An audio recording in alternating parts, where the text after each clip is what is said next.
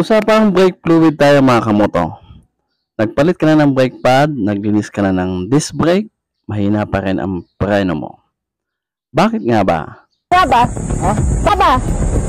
Alam mo, Kasi ito yung kailangan mo na magpalit ng brake fluid ng iyong brake master assembly mga kamoto.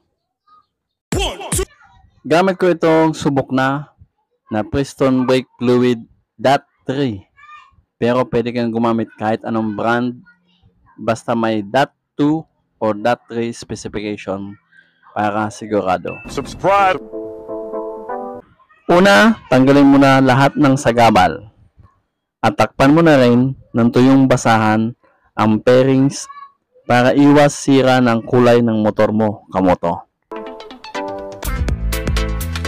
Dagdag ko lang itong silicone cover ang nagtutulak sa brake fluid. Kaya importanteng maayos ang pagbabalik nito mga kamoto.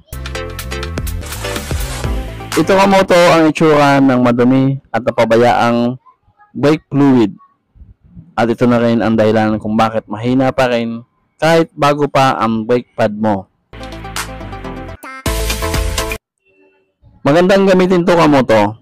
Universal brake caliper bleeder shearing tools para iwas tilamsik ng brake fluid sa ating mga pairings na nakakasira ng kulay.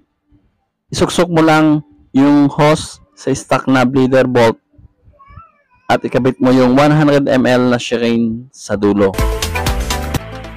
Sa una, nahirapan talaga ako kasi talagang madumi, sobrang kinakalawang na at madaming latak o residue. Pero tiyaga lang kamoto. Dahil kapag nailabas nyo na ang latak, ay tuloy-tuloy na ang daloy niyan. Kahit di nyo pigain ang brake lever. Yan o, lumalabas na yung lumang brake fluid. Kaya dapat magsalin ka na agad ng bagong brake fluid sa reservoir. At dapat huwag mong hayaan na masaid para maiwasan ang bubbles o hangin sa loob ng brake hose o caliper assembly. Gamit ko cotton buds mga kamoto, pwede mo yang sabayan ng linis sa paligid ng reservoir para maisama na sa pag-bleed.